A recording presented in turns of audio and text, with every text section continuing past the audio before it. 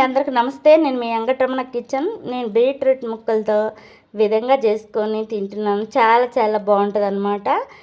Juice లాగా చేసుకోలేనప్పుడు ఈ విధంగా చేసుకొని తింటే చాలా చాలా బాగుంటాయి. పిల్లలు కూడా చాలా ఇష్టంగా స్పూన్తో తింటూ ఉంటారు. చాలా బాగుంటాయి అన్నమాట. ఒకసారి దీన్ని తయారు చేసుకునే విధానంలోకి వెళ్దాం. ఈరోజు బీట్రూట్తో నేను స్నాక్స్ చేయబోతున్నాను. ఈ విధంగా చేసుకొని తింటే చాలా చాలా బాగుంటుంది. ఇంట్లో ఏం లేనప్పుడు వీటితో కూడా ఈ విధంగా చేసుకొని తింటే చాలా బాగుంటుంది అనమాట.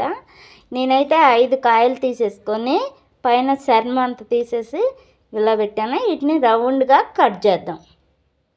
ఇంకా గుండ్రోట్గా రౌండ్గా కట్ చేసుకోవాలి. ఒక్కొక్క పీస్ని చూసారుగా నేను చక్కగా రౌండ్గా కోసేసుకున్నాము. ఇంక వీటిలో ఉప్పు లైట్గా కారం, లైట్గా ధనియాల పౌడర్,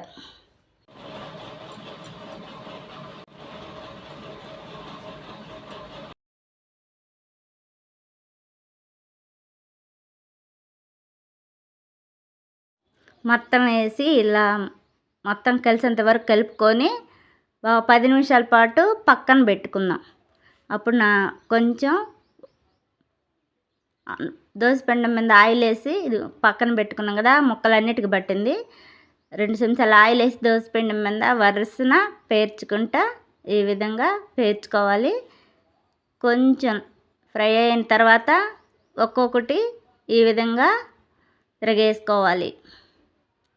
ఇంకొంచెం ఫ్రై అయిన తర్వాత ఫ్రై అయిపోయి ఒక ప్లేట్లో తీసేసుకుందాం.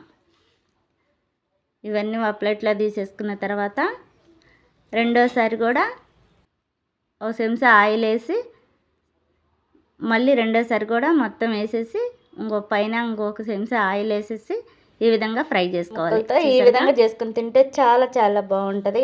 జ్యూస్ చేసుకుని లేదా పచ్చి ముక్కలు కట్ చేసుకుని తినమంటారు కదా, అలా తినలేనప్పుడు ఇలాగా రౌండ్గా కట్ చేసుకొని దోసపిండి మీద ఫ్రై చేసుకొని తింటే సాక్స్ లాగా చాలా చాలా బాగుంటుంది. వీటిపైన లైట్గా చక్కెర చల్లుకొని తింటే కొంచెం ఉప్పుగా కారంగా తీయగా చాలా చాలా బాగుంటుంది. ఒకసారి చూసారుగా ఈ ముక్క ఎంత బాగుందో. ఇలా పలసాగా కట్ చేసుకొని ఈ విధంగా లైట్గా కాల్చుకొని తింటే చాలా చాలా సూపర్గా ఉండిద్ది అనమాట. ఒకసారి నచ్చితే మీ ఫ్రెండ్స్ అందరికీ షేర్ చేయండి, నాకు సపోర్ట్ చేయండి, లైక్ చేయండి. బాయ్.